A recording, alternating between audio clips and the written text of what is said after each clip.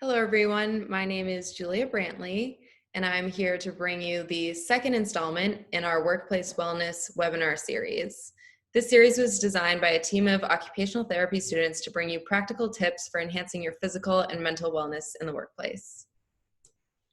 Today's topic is workplace ergonomics. As many of us are working from home during the COVID-19 pandemic, these strategies are geared toward the home workspace, but certainly can be applied to the office workspace as well.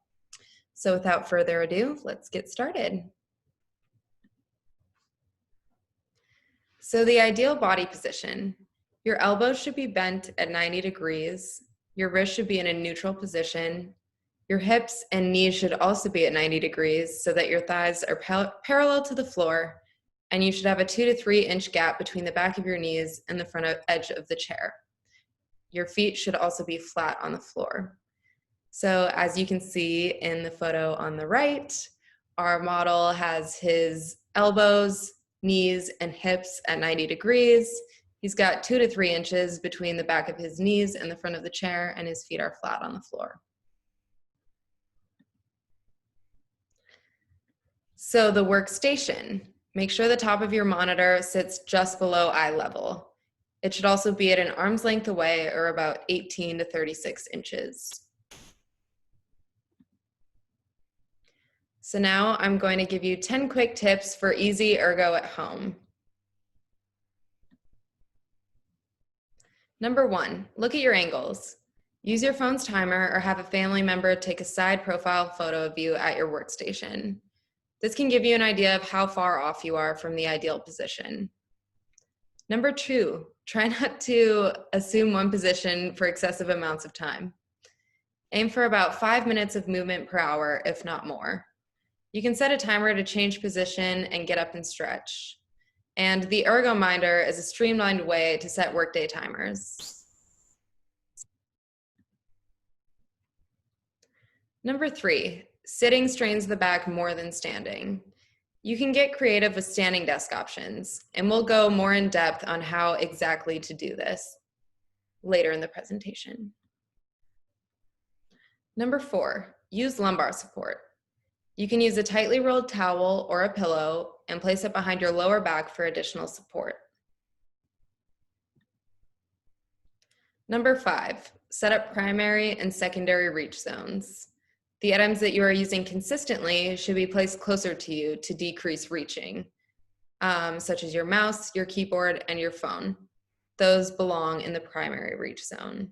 Whereas the items that you don't use as consistently should be placed toward the back of the desk area, such as your water, coffee, and textbooks, and these should be in the secondary reach zone. Of course, the items in each zone will be personal to you depending on which items you use the most consistently. So here's an example of the primary and secondary reach zones. In the primary reach zone, he has his phone, keyboard, and mouse. And in the secondary reach zone, he has his coffee and his notebooks. Number 6, have a water bottle with a lid at your workstation at all times. This promotes hydration and keeps water from getting on your electronics. Number 7, prevent eye strain. Consider purchasing blue light blocking glasses, which are about $20 on Amazon. A few of the contributors to this presentation actually bought these, and they've been really impressed with the results. You can also follow the 20-20-20 rule, which I will go into on the next slide. Number 8, bifocals. If you wear bifocals, you'll need to lower your monitor slightly so that you're not tilting your chin up to compensate in order to look through the bifocal lens. So that 20-20-20 rule is to prevent digital eye strain. That's taking a 20-second break every 20 minutes to look at something 20 feet away. And this basically gives the muscles in your eye an opportunity to relax because they're constantly straining to look at close objects, such as your screen. Number 9, prevent wrist strain. If you're working from a laptop, consider purchasing a wireless keyboard and mouse so that your wrist can be in a neutral position away from the monitor. So this is absolutely essential if you're working from a laptop and you want to do a makeshift standing desk. You also want to keep your mouse as close to the keyboard as you can, and you want to keep your keyboard and mouse at the edge of your desk. And again, you just really want to facilitate that neutral wrist position. Number 10, consider your cognitive workload. Cognitive workload is how much mental effort is used to accomplish a task. This includes learning new virtual platforms. You should schedule your day to include items that are higher in the cognitive workload at the beginning of the day, and put the more streamlined, rote tasks toward the end of the day.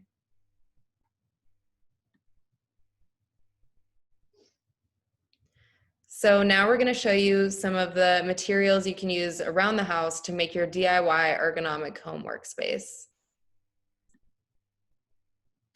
In order to elevate your monitor, you can use boxes, books, plastic bins, or containers. You can build your own with door stoppers and a removable IKEA shelf, or you could even search like monitor risers on Amazon and buy some that are actually made for this purpose. So on the right, you can see this is the IKEA shelf riser. And here are some examples of items from around the house. On the left, he has shoe boxes underneath his monitors, and on the right, she's using a storage bin. You'll also notice in the right photo, she has her feet propped up on some yoga blocks to facilitate that 90-degree angle of the knees. So to prop up your feet, you can use couch cushions, yoga blocks, books, really anything sturdy will work. And finally, the makeshift standing desk. In order to do this, you can use plastic bins or containers, shoe boxes, books. In the photo on the left, she is using a stool. And then she also has that wireless keyboard and mouse. And like I said, this is essential for a standing desk if you're working from a laptop, because you need to be able to position your monitor and your keyboard separately. And then in the photo of the right, this is another standing desk, but just using some storage bins and boxes. In summary, remember your angles, 90, 90, 90 for hip, knee, and elbow positioning. Your vision should be 20, 20, 20, which means taking a 20-second break every 20 minutes to look at something 20 feet away. And finally, you can do it yourself. It's cheap and sometimes free to practice injury-reducing ergonomics. If you have any questions, please feel free to contact us through our LinkedIn, YouTube channel, or email. So go ahead and pause the video now if you need to write down our contact information. Thank you so much for listening. Make sure you're on the lookout for the ergonomics infographic that will accompany this video. It'll just summarize those 10 tips for you. And we hope you learn some practical strategies that you can use to improve the ergonomics of your home workspace. Thank you so much, and I'll see you next time.